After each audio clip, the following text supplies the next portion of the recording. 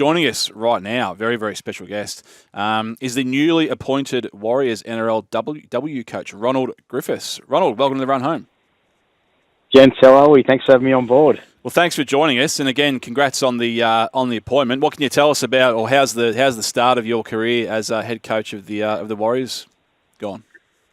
Oh, first and foremost, too much island food when I was over there. That's all I chased. But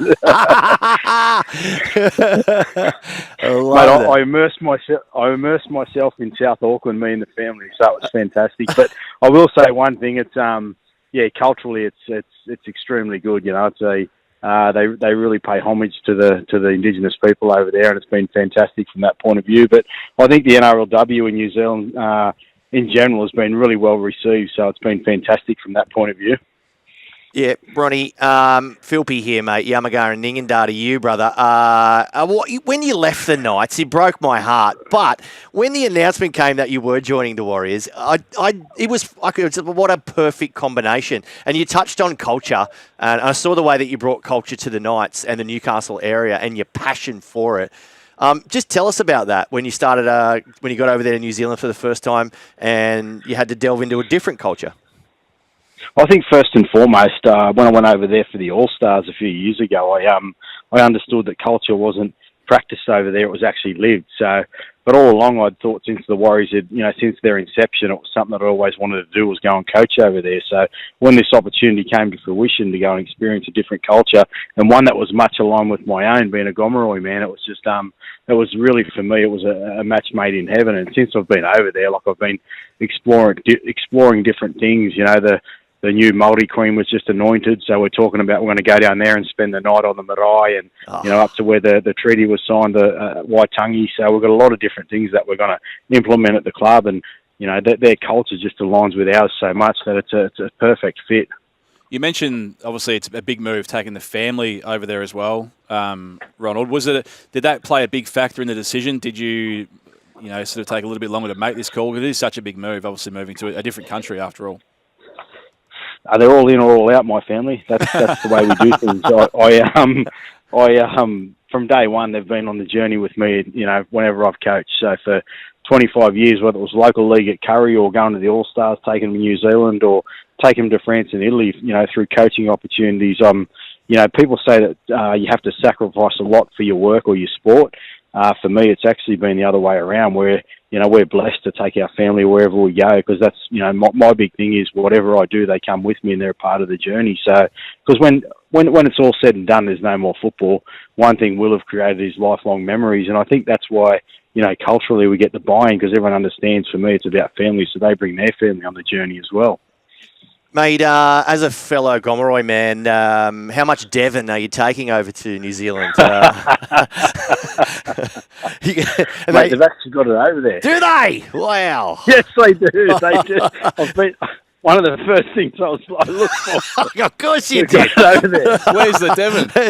Yeah, mate, it's very, very important of the playing group. Hey, if we could just go back to the Newcastle days because that's where I like to talk about. You won a couple of comps with the girls and it was incredible times. Then you transitioned into New South Wales Cup coach. Just talk to us about how that happened. Yeah, I'd always aspired, when I started coaching at a younger age. One thing I always wanted to do was coach reserve grade in Newcastle. NRL one day, but always thought to myself I'd love to coach reserve grade because you get an opportunity to bring guys through from the local league. So for me, after I'd won 2 competitions and I could probably read the room a little bit and thought, well, I need to freshen up this team. So the opportunity presented itself to go and coach reserve grade, and I jumped at it because it was something that I always wanted to do. And for me, I reckon there's still something I'd like to tick off at Newcastle over time, but now's not the right time. Okay, well, I can tell by listening to you, you sound like you're a career coach. Is the ultimate goal to coach in the NRL men's competition, Ronald?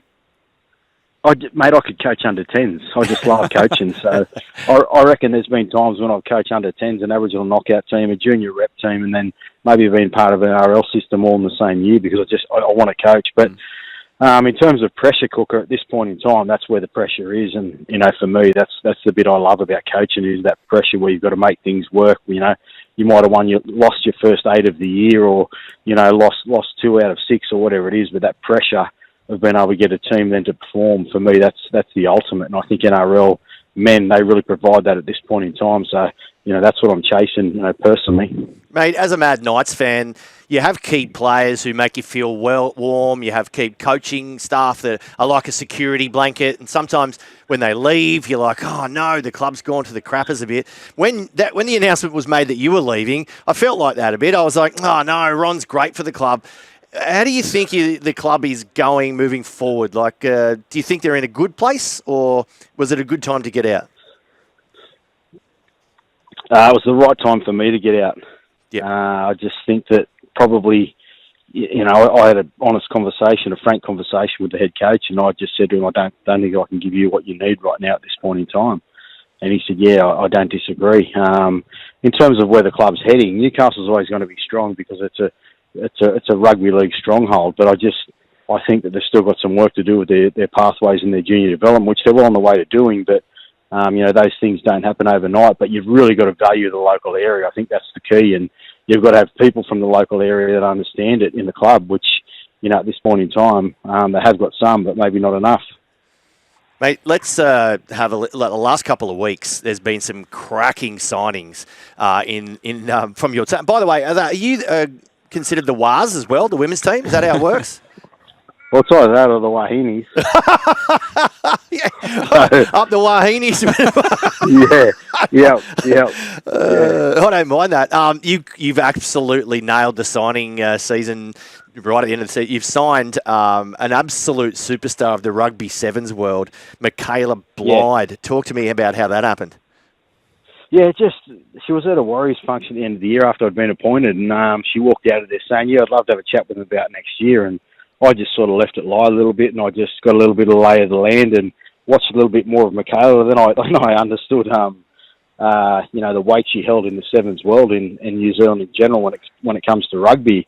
And then I did some more research in her background, and initial conversation was she was just excited for an opportunity to come and try something different. And then I did some more homework, and everyone that I spoke with just spoke about her determination. Once she set her mind to something that she will achieve because she's so determined, and it's been so well received in New Zealand. Every single player we've signed, not one of them there's been, TV stations ringing up for interviews or radio stations ringing up for interviews. With her, there's been multiple that want to get in touch and just do interviews with me or chat about why we actually signed her. So that probably shows the magnitude of her signing for us.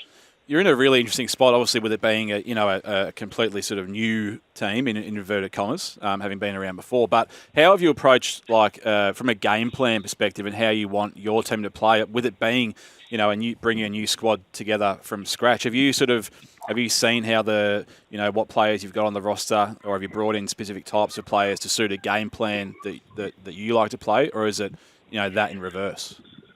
No, I think we were really thoughtful about who we signed, and importantly, we thought what was New Zealand known for. And I reckon when the back wheels of the aeroplane hit the airport or the tarmac in Auckland, the opposing players will get that feeling of knowing, hey, we're in for a tough weekend this weekend. And I think that's what we chased, was that sort of player.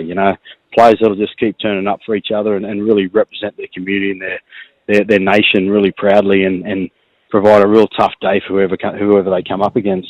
Yeah, Ron, did you get out to... Well, I think I was a bit busy over the weekend of the Koori knockout, but did you coach a team this Koori knockout? Yeah. Yes. Yeah, the Yowies, mate. Yes. Got good. through to the late Sunday afternoon, but we've got a little plan there working forward and how we can keep improving. Mate. Something that I'm proud to do. I think, you go back to your roots of coaching. That was one of the first coaching jobs I had, was in the knockout. And it's going to be a big season for the NRLW, obviously, with the 12 teams now, but obviously the first Magic round as well in familiar territory for you in Newcastle. Just tell us about sort of what that, what's that going to mean for the game? It's huge. I think personally for me, we get to play Newcastle and we come back to the Magic round. So I'm winning. But I just think, finally you get all the players that are there playing on one weekend. It'll create a great atmosphere, and as we know, Newcastle will come out and support it. That they had an Origin, they had a record crowd for Origin, and the largest standalone crowd in NRLW history of 13,000 when we played the Broncos. So we know Newcastle will get behind it, And further to that, it's not far from for travel from Sydney. It's not far from the North Coast, mid-North Coast. So I reckon we're going to see record crowds over that weekend, and it's great for the ladies to be celebrated like that.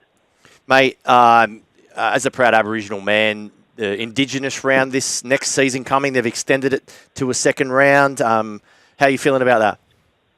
I think it's important. So if you're playing if you're at the Knights and you play, Indigenous round and it's an away game, well, you don't really get to celebrate it as much at home. You'll have your own celebration and different things like that. But I think it's a return serve is really good, and it's been needed for a long period of time. So yeah, it's a fantastic initiative by the NRL. And I'd just love your opinion, mate, on we saw this week in some other news where Melbourne Storm have sort of stepped away culturally from a welcome to country at all of their home grounds. I mean, rugby league seems to really be moving forward culturally, which I'm sure you'll agree with. And then all of a sudden stuff like this happens. It's a bit confusing. Well, it is confusing, but I think importantly, if the rationale behind it is that they want to welcome the country for the sake of it, well, I understand that.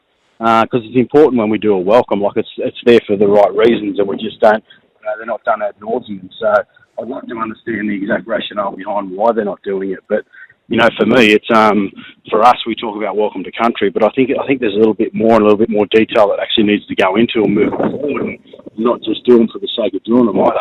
Yeah, no, well said, mate. Before we let you go, please tell me there's no major signings from the Newcastle Knights women's team to the Warriors team. You're not going to pick the eyes out of the rest of the team, are you, mate? I've tried, mate. Unfortunately, it's not going to happen. Because you got Laisha Albert-Jones, of course, heading that way. Yeah. Is that it at the moment? It is, yeah. I think importantly with Leishan, when I signed her a couple of years ago, I actually said to her, 2 years and when the Warriors came in, we'll send her home one of the best back rows in the world. Now, I had 12 months with her and she wasn't quite one of the best back rows, but, she wasn't far off. She won a grand final and has been a really consistent performer, and, she would have to fulfil her dream by her going back to the Warriors 2 years on. Mate, we just quickly, one more from me, just tying it back to the Warriors. We spoke to Panthers forward before Liam Henry. We asked him is there a name that we might not have heard of yet that we might see, pop their head up next year in the Panthers squad. Who would that player be for the Warriors NRLW side? Is there a young girl coming through that's really caught your eye, and what's their name and what do you expect? Yeah, Tyra Watiri. Any highlights that I've seen in terms of ladies, she's without doubt the best highlights I've seen. She's coming off a knee reconstruction, but 19 years of age. But I've got no doubt that she's good enough to start round one and then play in the black jersey in 2026 in the World Cup. That's how good she is. Electric, elusive, tough, and a great kicking game. Mate, before we do let you go, given that there is Devon in New Zealand, will you be introducing... It's called Luncheon. What's it called? What's it called? Luncheon. Luncheon. That's a dumb name. You need to sort that out, Ron. But can we see, instead of oranges at halftime, maybe Devon and tomato sandwiches? Tomato sauce. Maybe the pig in the blanket. Oh, with a little toothpick in the middle. I love that. Now we're talking. Mate, Ronnie, you're an absolute gem, mate. Best of luck with the season next year. If you need a assistant coach or a rangy 50-year-old back rower at the Koori knockout next... Rangy? I haven't heard that before. Yeah, it's not me, no. But if you need someone to come up and talk some crap, I'm there. Just one thing, fellas. You got me on the right time slot any earlier, and that would have been, mate. There's lots of people that have missed out. At least you got me on the prime time, mate. Mate. Absolutely, mate. You're a gem. Thank you so much. Anytime, gents. Thank you. What, you're still here? Well, you can see more on the Joel and Fletch socials and catch us live on SEN Radio, you beautiful humans.